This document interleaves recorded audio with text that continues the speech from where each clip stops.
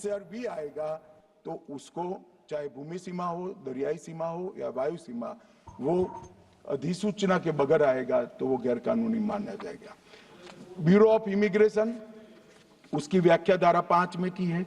धारा 6 में विदेशियों के पंजीकरण की बात की गई है। धारा 9 में विश्वविद्यालयों, शैक्षणिक संस्थाएं और हॉस्पिटलों का जिम्मेदारी धारा 9 और 10 में तय की है। धारा 11 में संरक्षित या प्रतिबंधित क्षेत्र के निषिद्ध स्थानों का दौरा भी रोका गया है। अभी कोई सदस्य कह रहे थे उसको क्यों रोकना चाहिए। हमारी सीमा पर कुछ संवेदनशील स्थान है, वो दुनिया भर के लिए खुले नहीं छोड़ सकते। हमारी सेना के इंस्टॉलेशन है, वो दुनिया भर के लिए खुले नहीं छोड़ सकते हैं। और ये आज का नहीं है, जब आप सरकार में थे तब का है, मगर वो गैर कानूनी तरीके से होता था। अब हमने उसको कानूनी बनाया है क्योंकि हम में हिम्मत है रोकने की। मान्यवर, धारा 18 जुर्माने का भुगतान करने के लिए वाहक का दायित्व तय किया है। 25 में अपराधों का कंपाउंडिंग किया है और धारा 23 और 24 इस अधिनियम के अन्य उपबंधों के लिए उल्लंघन के लिए जुर्माना और जेल की व्यवस्था इसके अंदर मान्यवर की गई है। धारा 30 में नियम बनाने की शक्ति भारत सरकार को दी है। धारा 15 राष्ट्रीयता का निर्धारण, ये शीर्षक हटाने का काम हमने किया है। धारा 7 बायोमेट्रिक जानकारी लेने को कानूनी बनाया गया है और एक प्रकार से पूरी व्यवस्था को वैज्ञानिक तरीके से एक कानून में बांधने का काम किया है। मान्यवर, वीजा की प्रक्रिया बहुत पुरानी है और ये हम जो सुधार लेकर आए हैं वो कोई नए नहीं है। 2000 देश में 5 देशों के नागरिकों को पर्यटन वीजा ऑनलाइन देने की शुरुआत हुई। 2010 से 14 के बीच में 7 देशों को बढ़ाया गया और अब ये सुविधा 169 देशों तक हमने की दी है कि आप आइए, आपका स्वागत है, आप टूरिज्म बढ़ाइए। मगर रजिस्ट्रेशन तो करना पड़ेगा ना कि वो विदेश से इस देश में इतने समय के लिए आए। कोई हमेशा के लिए नहीं रह सकता, इस देश का नागरिक नहीं बन सकता है, इसको रोकना पड़ेगा। आपके समय में सिर्फ 10 देशों तक था, उसको हमने 169 देशों तक पहुंचाने का था। मान्यवर, 31 नामित अंतर्राष्ट्रीय हवाई अड्डे और 6 प्रमुख बंदरगाहों अराइवल ऑन वीजा देने का काम हमने किया है और 2023 में आयुष वीजा की नई श्रेणी भी शुरू की है।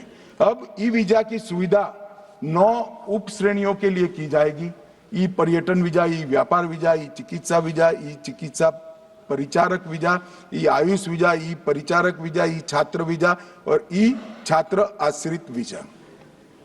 ये सारी श्रेणियों में ई वीजा का प्रोविजन कर विदेशियों को आने में हमने सरलता की है। जो लोग कहते हैं कि रोकना चाहते हैं, हम रोकना इसी को चाहते हैं जिनके उद्देश्य ठीक नहीं है।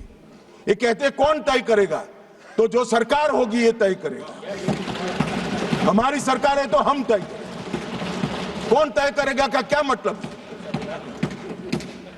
भारत सरकार तय करेगी। कौन कर सकता है? कोई विदेश की सरकार करेगी? क्या विचार है? कौन तय करेगा? भारत सरकार तय करेगी, क्योंकि हम भारत सरकार में है तो हम तय करेंगे।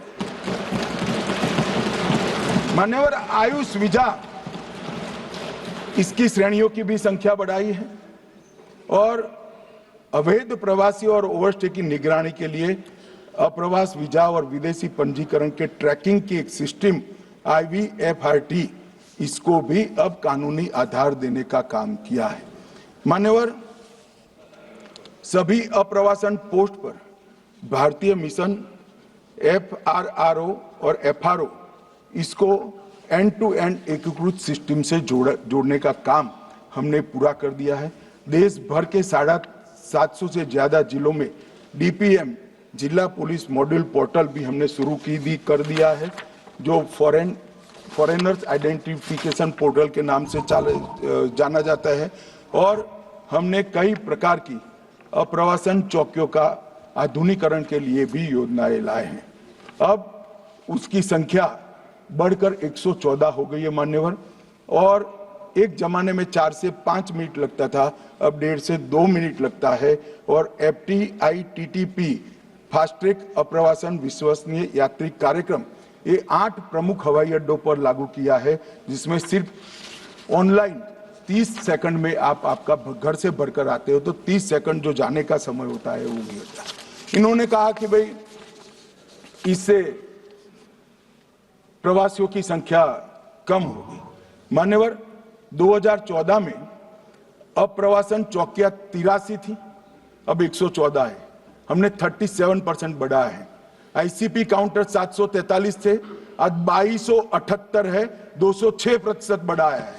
भारत में आने वाले व्यक्ति कांग्रेस के शासन के समय में 2,49,00,000 थे। ये 10 साल में 2024 के अंतिम साल में 14 में 2,49,00,000 थे, ये 2024 में 4 करोड़ लोग भारत में आए।